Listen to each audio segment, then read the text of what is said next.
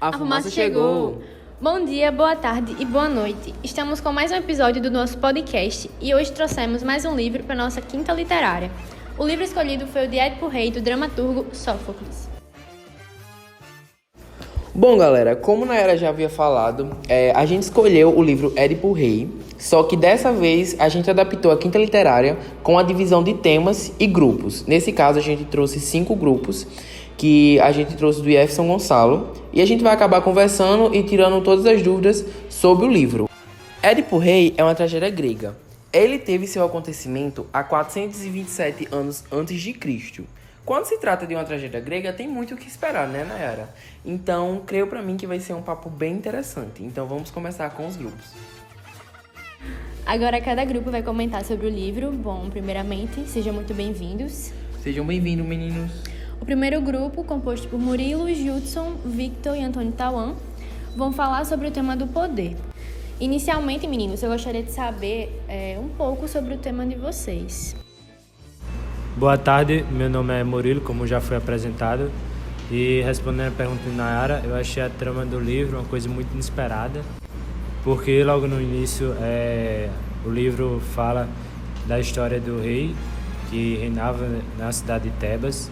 Ele recebeu uma profecia de um oráculo que futuramente o seu filho ia pegar a posição de rei e ia casar com a esposa do rei, né?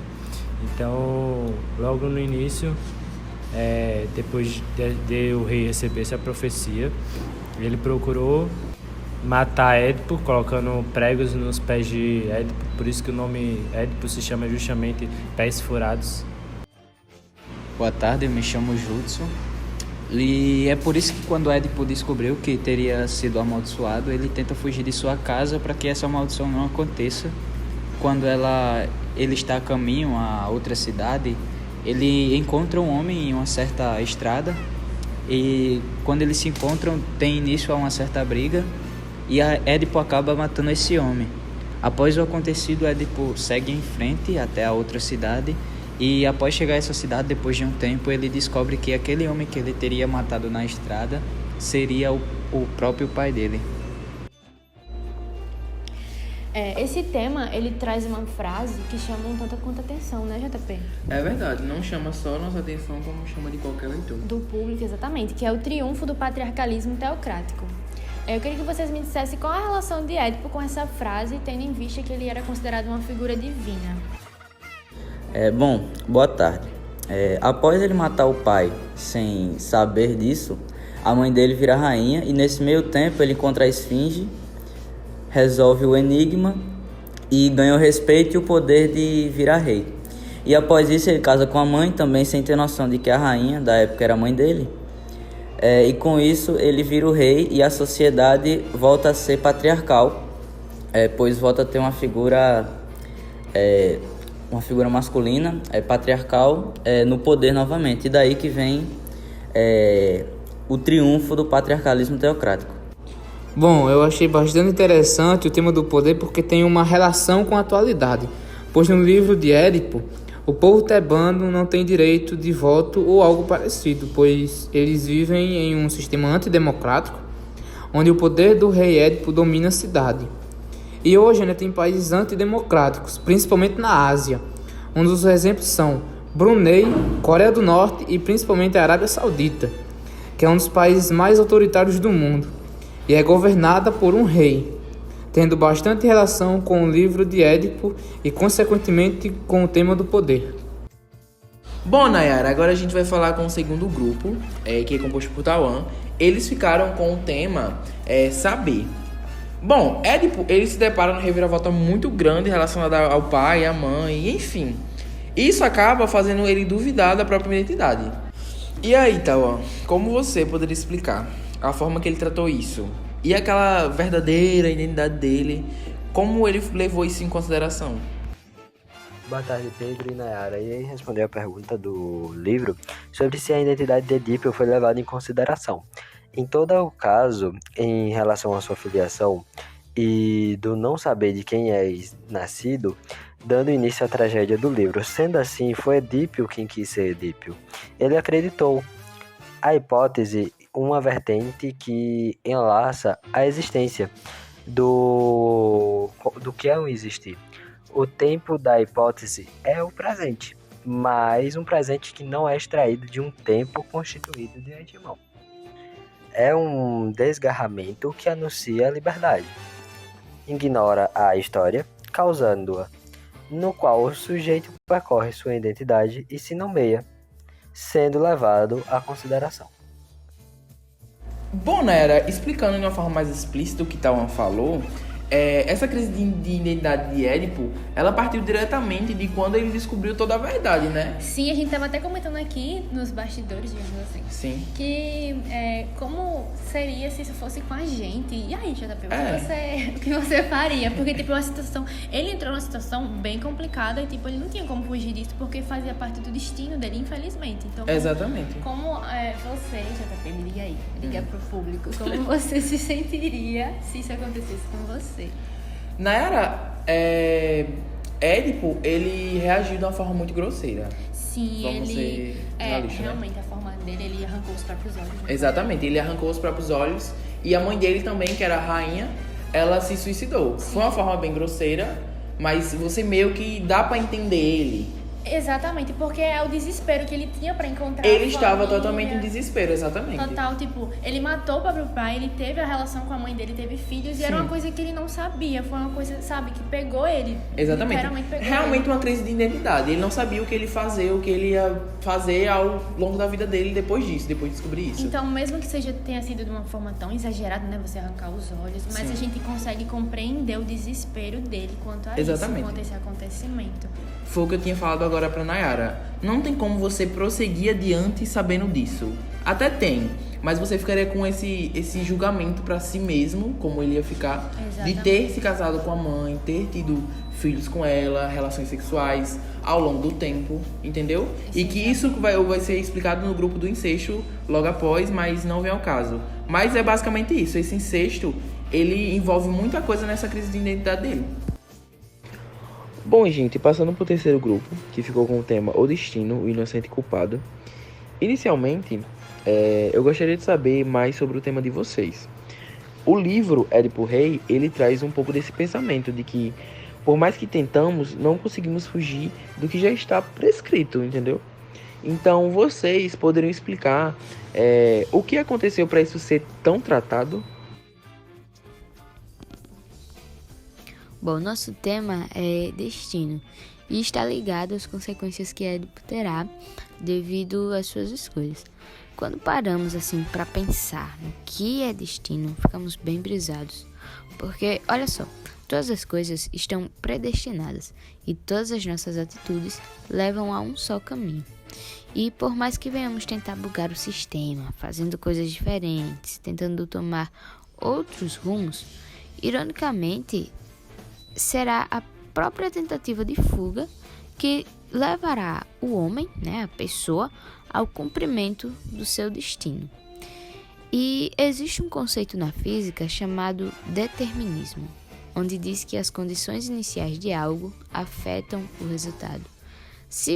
Simplificadamente, todas as nossas escolhas que fazemos no dia a dia estão nos levando a um destino X, que já fora determinado desde que nascemos. Em muitas culturas e para muitos filósofos, o destino é entendido como uma sucessão inevitável de acontecimentos, mostrando o quanto somos reféns da nossa própria história.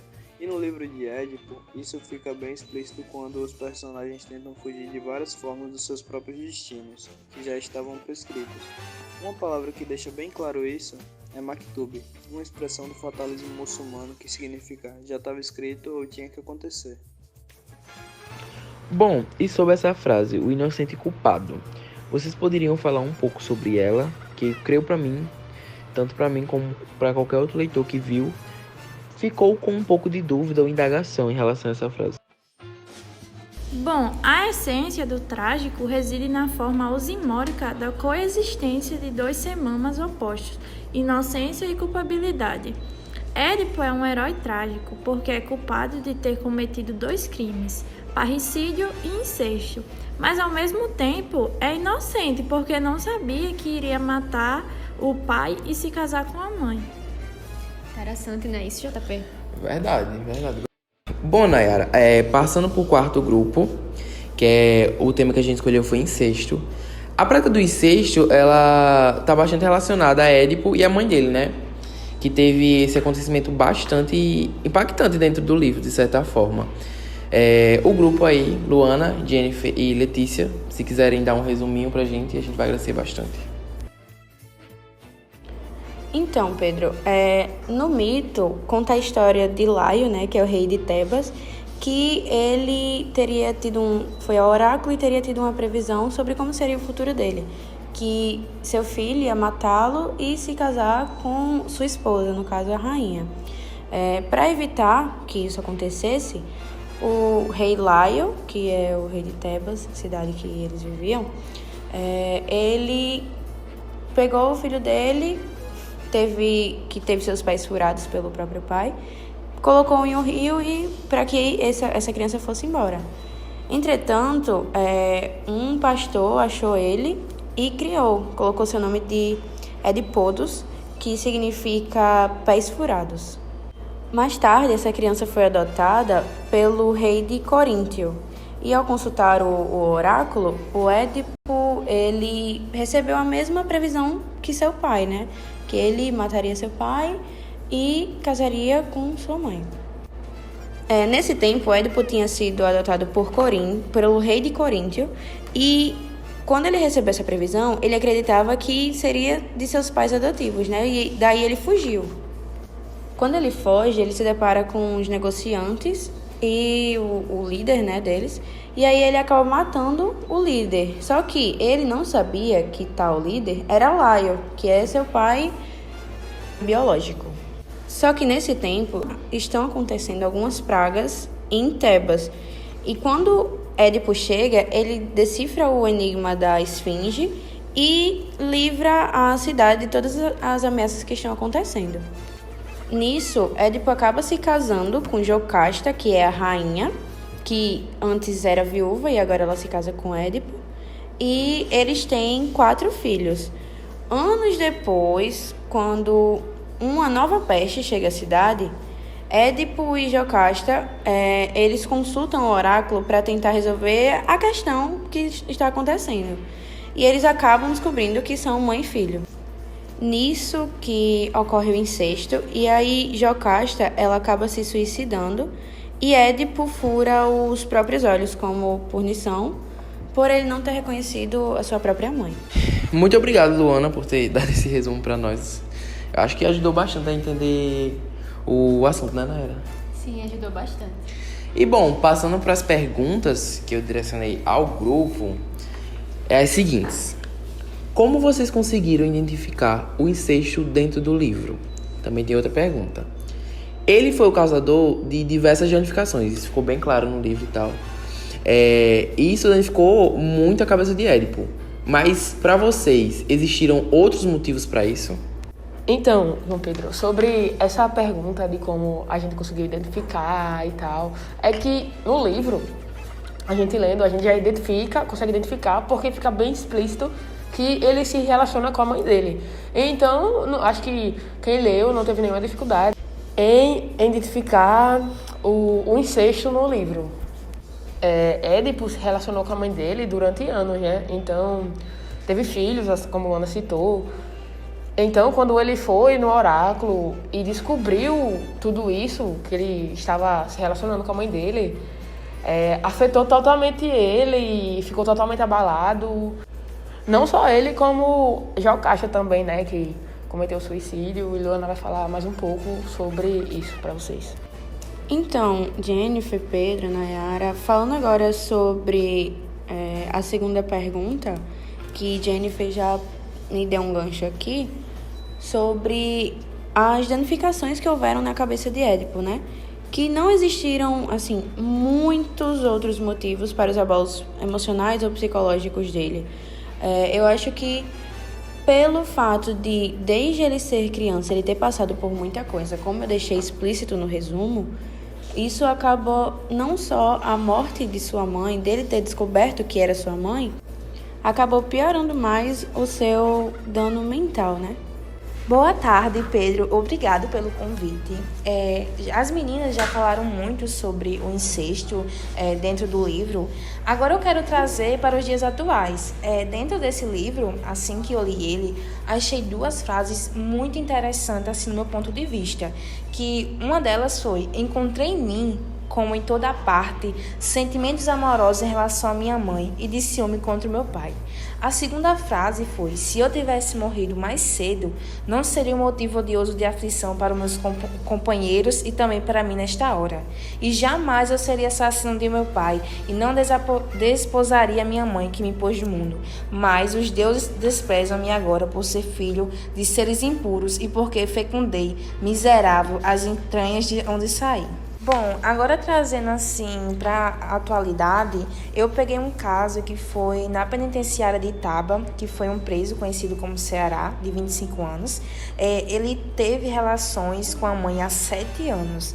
E sua mãe, em um processo judicial, ela admitiu que desde os 18 anos tem um filho como seu homem e não como filho. Esse caso que eu acabei de falar não é igual ao livro de Édipo, mas ele retrata muito bem o incesto. Bom, para finalizar, agora eu estou com a Miná, Davi e Isaura e eles vão falar um pouco sobre o tema deles, que é a catarse. Bom dia, Nara e Pedro. Bem, eu queria começar a falar sobre o que Aristóteles ele pensava da catarse. Aristóteles ele fala que a catarse é uma espécie de prazer próprio da tragédia, que é o resultado da purgação, do terror e da piedade que é suscitado pelo espetáculo teatral. E a avaliação positiva de uma tragédia, ela vai depender exatamente dessa capacidade do espetáculo de levar a catarse. Bem, para suscitar a catarse, era preciso que o herói passe da dita para a desdita, que seria da graça para a desgraça. E ainda mais, que não pode ser por acaso, e sim por uma escolha, ou uma escolha mal feita ou ação do herói. E enfim, nós vemos justamente isso no livro de Édipo Rei. Vemos essa passagem da felicidade para a infelicidade, né? Eu acho que isso já responde a pergunta feita. Certo. Eu queria saber também se teve algum acontecimento na peça que gerou essa questão sobre o sofrimento como condição para a felicidade. Boa tarde. Como já tinha sido dito por Davi, houve sim um acontecimento, e eu acredito que o principal seja a decifração do enigma da esfinge, porque ele pode ser interpretado como algo positivo a partir do momento que Édipo é coroado como rei, né? Mas também pode ser algo desastroso quando ele tem todo o entendimento da história dele, porque é o que gera o casamento dele com a mãe, os filhos, etc. Apesar de Édipo ter a maldição herdada, isso não o libera de seus atos, ou seja, equívocos, deixando-o mais amarrados a isso, né? Quando Édipo reconhece o que, de fato, ele fez como equívoco, ele se sente culpado sem, de fato, ser, o que acaba gerando uma comoção ao leitor, originando também a catarse. Com base nisso, podemos entender que a avaliação positiva de uma tragédia depende da catarse, pois essa gera uma sensação de aprender a viver. Ok, Amina. Eu tinha visto uma frase no texto que é: enquanto alguém deixar esta vida sem conhecer a dor, não pode dizer que foi feliz. Após a leitura de Édipo, vocês concordam com essa frase? Boa tarde. Como a Amina havia dito antes, a catarse ela gera uma sensação de aprender a viver. Então, sim, eu concordo com a frase, porque o motor e ensinamento da tragédia grega diz que se o conhecimento da verdade nos leva ao sofrimento, só através desse será feliz. Então, para atingir a felicidade, a gente precisa passar pelo sofrimento antes. E, além disso, aprender a viver através da tragédia seria aprender a estar pronto para descobrir mais uma vez o caminho que leva até onde a gente já está. Então, a gente, após a leitura, consegue identificar o que a frase falou, que precisa passar por esse sofrimento, passar pela catarse para poder aprender a viver, atingir a felicidade. Chegamos ao fim com a nossa conversação, né, JP? Infelizmente. Infelizmente. Mas eu particularmente consegui entender o livro a partir desses temas que são bastante tratados em todo momento, tanto no início, quanto no meio, quanto no fim, eles são bastante tratados. Verdade, e a gente tem exemplo dos meninos que acabaram de apresentar, né? Na Catarse, Sim, que tá isso bem mesmo. presente dentro do livro, que foi Exatamente. algo bem explícito. Obrigado pela participação de vocês. Galera, muito obrigado mesmo. Eu e Nayara, a gente sempre agradece aqui, porque a participação de vocês é extremamente importante pro podcast acontecer, né? E exatamente, principalmente nossa quinta literária. Exatamente, nossa famosa quinta literária. E bom, pessoal, nosso podcast se encerra por aqui. Feliz Natal, feliz Ano Sim. Novo. E até o próximo episódio, né? Bye, bye.